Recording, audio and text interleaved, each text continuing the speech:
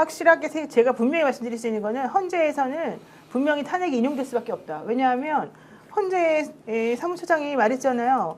포고령 얘기 정확히 찝어서 했잖아요. 네. 포고령 헌법에 위반된다. 그렇죠. 아니 정확히 딱 제가 82조 국무회의에서 부서 안 했다 이것도 정확히 말씀드렸지만 사무처장이 포고령 내용 자체가 지금 헌법에 위반된다 정확히 말해줬지 않습니까? 그거 무슨 뜻입니까? 사무처장이 포고령에 있는 내용 자체가 헌법 위반된다고 정확히 말했으면 다 그렇게 생각하고 있다는 얘기거든요. 그러니까 그거는 뭐 여러분들이 뭐 3명이 뭐 반대할 거라면서요라고 말하지만 절대 그럴 수가 없다는 얘기고 그거는 이미 헌재에서 다 그렇게 생각하고 있다는 얘기고 아무리 한덕수 탄핵을 먼저 심판하고 뭘 먼저 한다 하더라도 이제 이거는 흐트러뜨릴 수 없는 이미 결정은 어느 정도 난 거다라고 생각할 수밖에 없다는 얘기가 되거든요. 저는 그래서 이제 믿어요. 진짜 솔직히 말하면 헌재를 믿어요.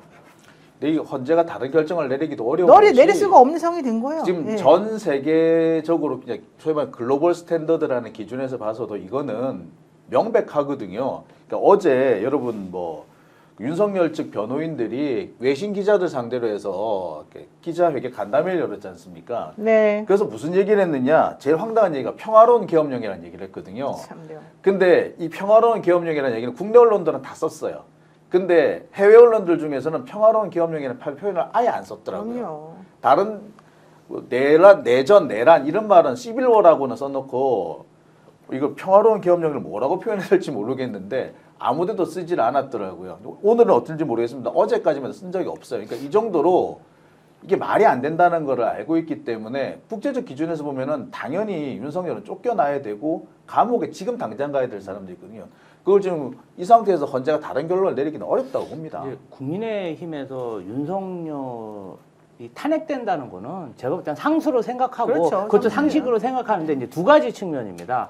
윤석열 이후에 야당이 됐을 때 이 국민의힘이라는 그 108명 정당의 그 헤게모니, 영남권에 있는 그 지방선거라든지 당내 헤게모니를 누가 질 것인가 이것에 대한 그렇죠. 경쟁이 하나 있고 두 번째가 더 중요합니다. 이렇게 그냥 윤석열하고 같이 국민의힘이 그냥 맥없이 흩어지고 하잖아요. 그러면 윤석열만 사법으로 가는 게 아니라 본인들도 다 사법으로 다 같이 민주당과 죽는 거죠. 저기 수사기관에서 사정없이 수사할 것이다. 지금 사실 뭐 계속 그 특검을 반대하면서 명태균 관련된 수사는 빼기로 하지 않았습니까? 그래서 시간을 지연시키고 그 다음에 국민의힘 지지층을 결속시켜서 뭔가 이제 그 성을 쌓을 시간을 만든 후에 본인들한테 오는 그 사정의 칸날은 피해 보겠다. 이게 더 큰 것 같습니다. 어쨌든 저보고 뭐 헌재 사무처장이 재판관은 아니지 않냐 너한테 이렇게 단정하지 말라는 댓글이 몇 개 있는데요. 아니에요. 사무처장이 함부로 말 못해요 그렇게. 근데 사무처장이 그렇게 얘기를 했다는 거는 공식적으로 어쨌든 헌재에서는 그렇게 생각했다는 얘기이기 때문에 제 말을 그렇게 의심하지 마세요. 헌법재판소 사무처장은 장관급 자리이기 때문에 네. 굉장히 중요한 되게 자리입니다. 중요한 말이고 네. 그분들이 이렇게 함부로 말하는 사람들이 그러니까 아니에요. 헌재 사무처장 함부로 얘기하는 사람 아니에요. 근데 그럼요. 역대 헌재 사무처장이 저렇게 뚜렷하게 명확하게 얘기하는 거 처음 봤습니다. 네. 제가 그 20년 가까이 법조 출입을 하면서 헌재 사무처장이 저렇게 뚜렷하게 위헌입니다라고 말하는 사람이 이번이 거의 처음이에요. 네, 이런 말 함부로 안 하고요. 아무리 네. 위헌이라고 생각하더라도 99% 생각하더라도 그런 말 안 하는데 예. 이렇게 말했다는 건 정말 매우 놀라운 얘기거든요. 어떻게 보세요? 왜 말을 안 하세요? 아니 말씀 잘하시는 분들이 많아서.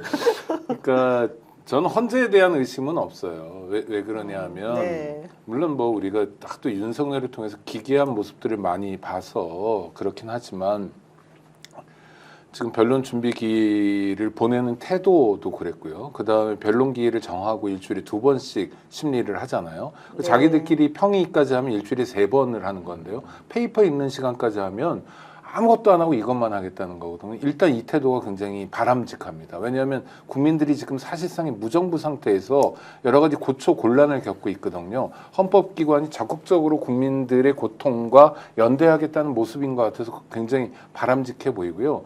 전 그래서 한 2월 중순, 늦어도 2월 말까지는 탄핵 심판이 끝나고 인정이 될 거다, 인용이 될 거다.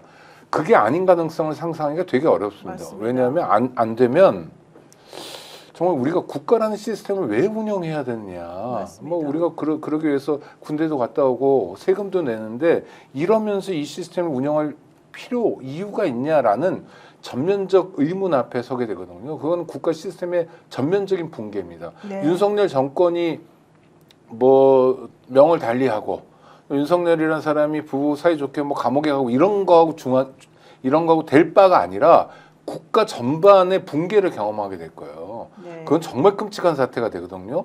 그리고 우리가 지금 윤석열 정부에서 계속 반복하지만 대한민국이 K 어쩌고 그래가 조금씩 오는 거는 굉장히 많은 시간이 걸렸습니다. 그렇죠? 가난한 나라에서 경제 발전도 하고 민주화 투쟁도 해가지고 조금씩 왔는데 망가지는 건 금방이거든요. 맞습니다. 지금 정도 망가지는 게 아니라 인용이 안 되면 정말 대한민국 자체가 망가질 수 있어요. 이거는 아주 끔찍한 사태여서 헌법재판관들이 그런 쪽으로 가지는 않을 거라고 봅니다. 맞습니다. 저도 뭐 추가로 한 말씀 더 드리면 대한민국 국민들이 정말 이제 정치 고관여층들이 다 됐고 거의 대부분이 정치 평론에 대한 수준이 아주 높아졌어요.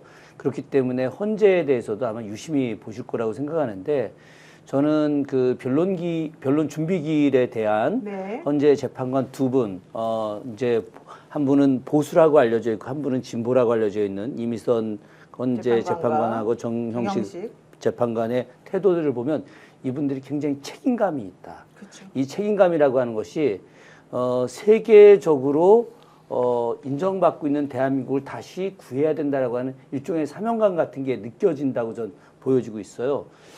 지금 전 세계가 갑작스럽게 윤석열 쿠데타로 해서 충격을 받았다가 이것을 갖다가 탄핵으로 이끌어 나가는 국민들의 민주적 열기에 대해서 놀래하고 있거든요.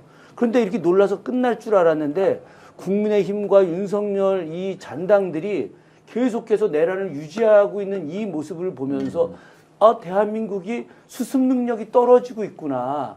만약에 이 수습이 안 될 경우에 대한민국의 신인도는 급격하게 추락하게 되는 건 불문가지 아니겠습니까? 그런 과정에서 대한민국의 신인도를 다시 살리는 길은 헌재가 빠르게 판결을 내리고 다시 정상화의 길로 가게 만드는 것인데 이걸 헌재 재판관들이 알고 있는 거예요. 네, 맞습니다. 그렇기 때문에 아까 오창희 우리 국장님 말씀대로 저는 헌재가 2월 말 안에 빠르게 이 문제를 해결할 것이다. 그렇게 하지 않으면 대한민국은 더 혼란 속으로 빠져들어가게 될 겁니다. 네, 지금 자막 나오는 것처럼 탄핵 속도 빠르다는 일축 주장에 대해서 헌재는 노무현 전 대통령 그리고 박근혜 전 대통령 때보다 지금 더 철저히 하고 있다 이렇게 얘기하는데 실제 노무현 전 대통령 같은 경우는 63일 걸렸고 박근혜 전 대통령 같은 경우도 90 며칠 걸렸었지 않습니까? 네, 그래서 지금 12월 우리가 14일이었잖아요. 그러면 벌써 2월 말만 하더라도 3개월이 넘는 거예요. 3개월 넘는 네. 거예요. 네. 아니 2개월, 1월, 2월이니까 그러네요. 60일 넘는 거죠. 네. 사법부가 저렇게 정치권이 얘기하는 것에 대해서 일일이 반박하고 이렇게 재판 일정도 빨리 가져가는 거 저 처음 봤는데요.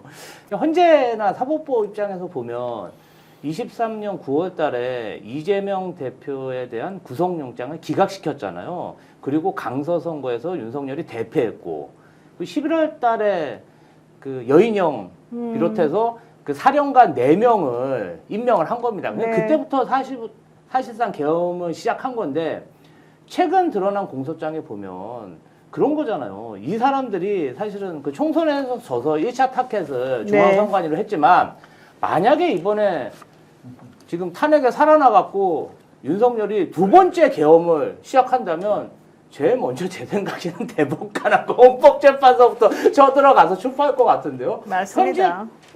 현직 대법관하고 전직 대법관, 현직 판사, 부장판사 전부 다 납치해가지고 고문하려고 했던 게 윤석열 정부입니다. 맞아요. 그리고 쿠데타에 실패한 이후에도 체포 영장에 대해서 당하고 윤석열 내란 수계 혐의자가 이것은 불법적인 체포 영장이라고 얘기하잖아요. 근데 여태까지 어떤 정치 세력, 어떤 위정자가 사법부에 대해서 위법적인 영장이다, 위법적인 법적 행동이다 이렇게 얘기한 적이 있나요? 맞습니다. 저는 가장 지금 떨고 있는 게 사법부라서 그렇게 큰 걱정은 안 합니다.